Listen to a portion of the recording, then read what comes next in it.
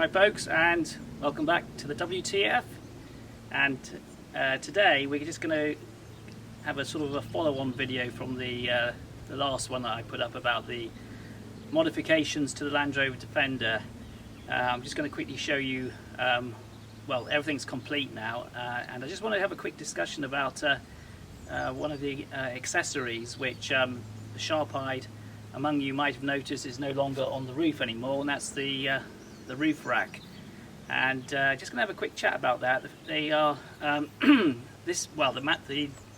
roof rack that was on here was manufactured by a company called Frontrunner, and we're going to have a quick chat about that in a minute. Anyway, without further ado, let's have a look at this roof rack quickly. So as you can see, folks, I've removed the roof rack off the Land Rover, really just to give it a good clean up and also to repaint it. Now this roof rack is actually made by a company called Frontrunner, and Frontrunner stuff is actually, I would say, fairly premium quality. Just to give you a bit of background, Frontrunner is a company in South Africa that specialises in sort of kitting out overland vehicles or 4x4s, and they've been in the market for quite a long time. I remember when I used to live in South Africa, and they were in sort of early 90s, and they were sort of selling stuff. Anyhow, they've expanded their operations over the years, and they've actually now export just about to anywhere in the world. Anyhow, they do have a reputation for being quite pricey, and their stuff is supposed to be reasonably good quality. However, as you can see, I've had this now since I bought it 5 years ago, and it's starting to look a little bit worse for wear. It's made of all sort of aluminium construction for the most part, but what's interesting is that parts of it are the paint is starting to flake off.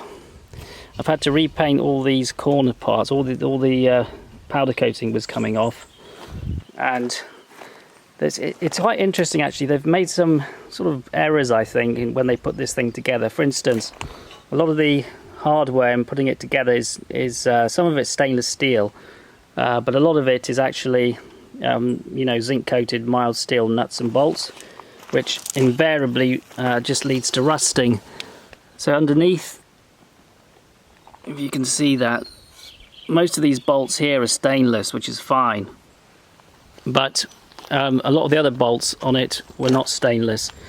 So this thing is held on by these brackets, and just to show you what I mean, these were the screws that came with it, or the bolts I should say, and there's actually quite a bit of corrosion on those. And the nuts, all these nuts are all sort of corroded. Let's put one there so you can see it a bit easier. So all those nuts and bolts are all rusted and corroded because they're steel. Here's another example. This M8. We can just get into picture. I mean, that one, for instance, is used for holding on the wind dam, the deflector, the wind deflector, and again, they're all rusted, and that's after what, 5 years of use. So it might have been designed for the African bush, but it's no match for the Welsh weather, I'm afraid.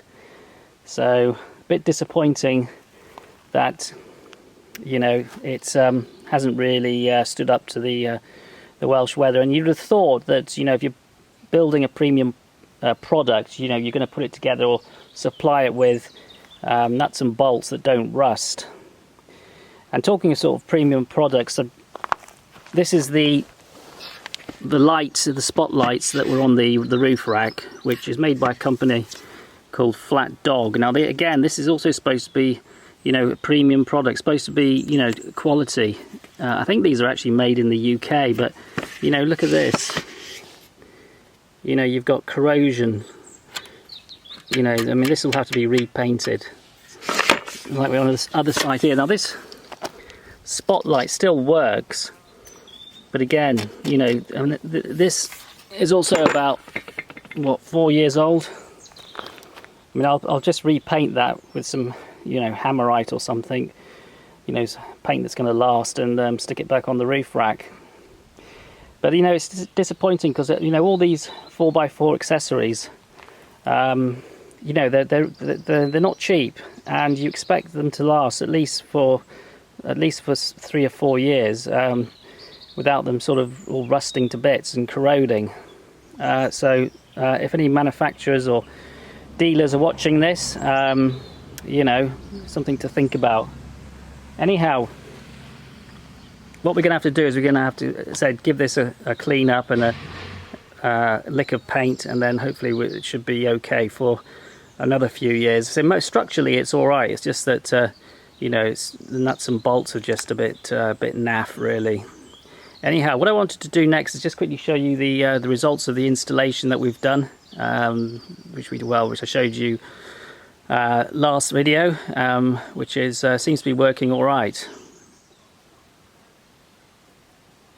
So since we last met, I've managed to wire up and install the reversing camera and also the work light. So everything now is wired up, and we'll quickly show you what the installation looks like in the actual cabin.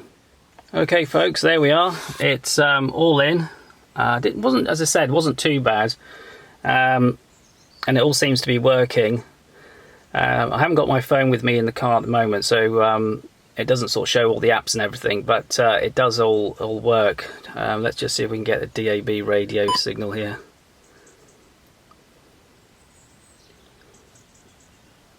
So even if you did oh, there we are. The prisoner would have been invisible.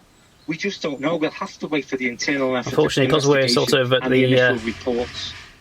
Thank you very much, because we're at the bottom of a valley here, the signal isn't particularly good, but quite pleased with it actually. It's come out quite nicely. Just to show you that the reversing camera works, it's quite good. You got all these guidelines. Some people may not like those, but quite happy with those. So yeah, seems to work all right.